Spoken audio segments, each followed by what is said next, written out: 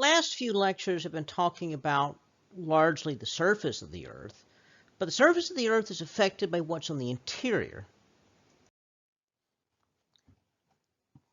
Here's kind of a map of the surface of the Earth.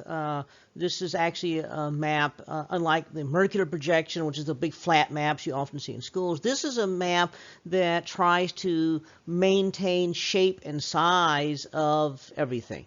One of the difficulties with mapping the surface of the Earth, or any kind of geography, is that the Earth's surface is round, it's spherical. A globe really is a best map of the surface of the Earth, because that way you actually get to see what Earth looks like.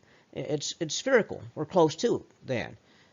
On the other hand, it's often convenient to have a flat map, and so most flat maps are an imperfect representation of what the surface would look like. Because in order to make a spherical surface flat, you've got to bend, stretch, and otherwise distort shapes in order to make them fit. So that means your typical map that you often see does not really properly represent the shapes or the sizes of the various features on Earth. This projection right here is an attempt to, with as little distortion as possible, represent what the surface would look like. It's not perfect, but it does better than most. One of the things you notice, though, in this kind of projection, though, is that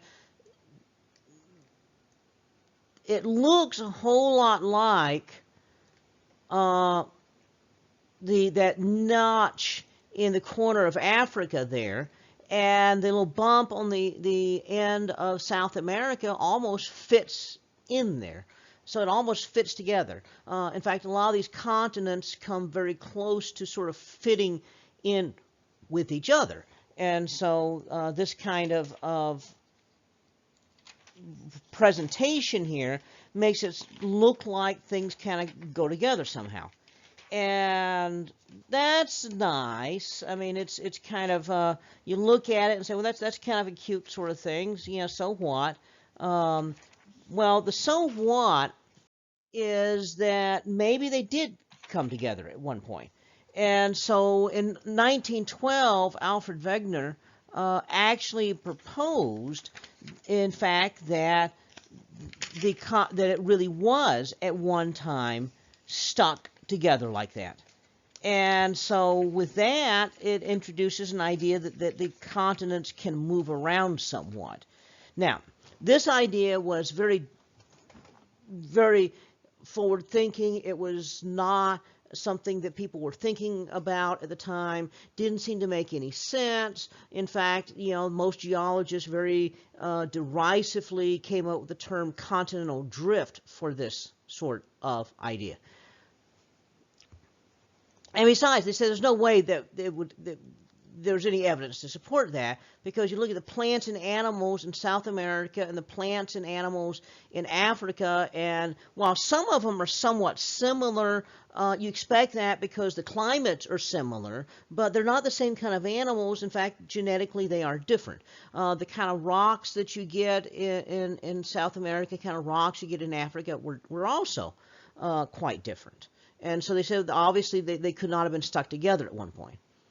Well, as geologists started looking into this a little further, they realized if you dig deep under the ground in Africa and in South America, the story changes, because at that point you find the same fossils and the same kind of rocks.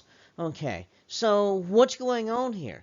Well, the important thing here to remember is that sedimentary rocks form at the surface of the Earth, because that's where you're moving things around and depositing things and making rocks.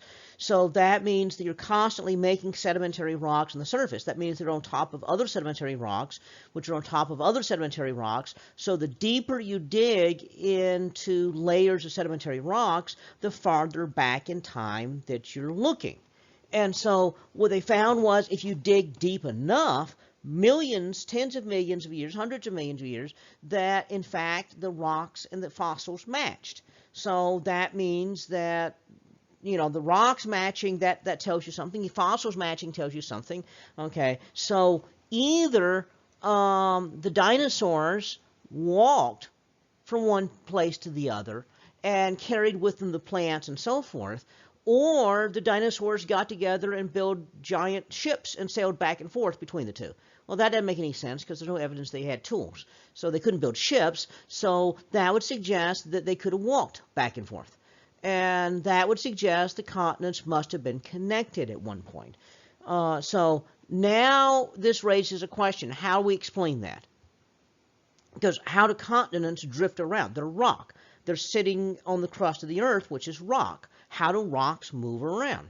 So you had to come up with a new theory to explain how this works. Because when Wegener came up with his idea, it looked like these things ought to go together, but it was not really a scientific hypothesis at the time. It was a hypothesis, but it wasn't very scientific because there wasn't a good way of testing it until they later figured out a way of digging down and measuring fossils in animals. That still was not a very good science because you have to have a mechanism to explain how it worked. Not just that it did this, but that it was explain how it did it. And so at the time, there was no mechanism to explain this. And so that's why they had to work out something called the plate tectonics theory. And in fact, we don't really call this continental drift anymore. We call it plate tectonics because that explains why the continents appear to move around.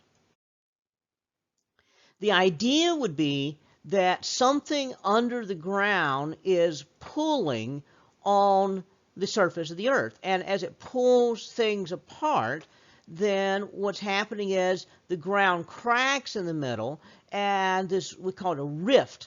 As the rift gets bigger and bigger, then eventually the ocean flows in. So the ocean flows into the low spot, and as it's pulling apart, volcanic activity from below is coming up, and the volcanic activity from below is filling in this scar in the middle. And so you'd find active volcanoes in here. So if in fact South Africa and if Africa and South America were connected and then pulled apart, you would expect midway between the two to find active volcanoes under the ocean floor. And guess what? We actually do. So the question, though, is what would be producing the original pull on each side of the continent? So as we work backwards in time, and we'll get to that in a bit, but as we work backwards in time, we can actually figure out how the continents all were connected at one point. Again, we've got fossil records that show what parts were connected to where. And so we can run backwards in time here and find that today it looks something like this. Okay, but during the Cretaceous, 65 million years ago, when the dinosaurs were dying off, it was like that. Okay, during the Jurassic period, an earlier period with dinosaurs, then it looked like that, in which that was when these two were connected. They were not very far apart here, but they were connected there. But North and South America were not connected, but part of North America was connected to Europe. Okay, so that has separated since then.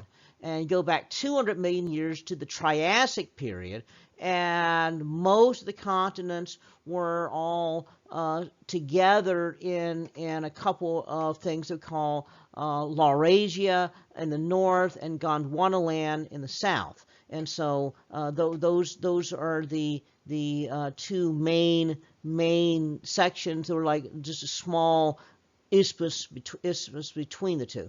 And they go back about 250 million years ago to the Permian era, and we find that in fact all the continents were all crammed together in one big supercontinent that we call Pangaea. So the continents are separating apart. Okay, now the question though is what makes them separate and how fast do they go? Clearly we're talking millions, tens of millions, hundreds of millions of years to separate and get from where they were to where they are. So we want to discuss how does that happen. We could actually see some of the rift activity that's happening right now. For example, we can see in the middle of the Atlantic Ocean these volcanoes, active volcanoes, right along the middle. In fact, we call this the Mid-Atlantic Ridge, right down the middle of the Atlantic, that has active volcanoes. Now, as North America is moving this way and Europe is moving that way, we have old ocean floor here, and the closer you get to the volcanoes, the younger the ocean floor is. Again, this, we can actually bring up samples of the ocean floor, do radioactive dating to find out how long ago that rock quit being liquid, and that would let us figure out how old that part of the ocean floor is. And sure enough, it's youngest in the middle where the rift is right there, and farthest further away. And so a nascent rift that's happening here is actually along the edge of Africa right here. In fact, you're pulling part of the continent itself here. That's why the Nile flows through sort of a valley there. And then the Red Sea is part of this rift,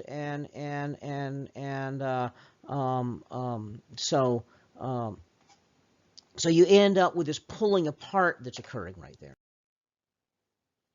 As the seafloor spreads, volcanoes fill in the low spots. So if you go in a submersible to the bottom of the ocean, these volcanic mountains along that rift, they're active volcanoes. And so you can actually see these vents of material coming out from the interior of the earth along there.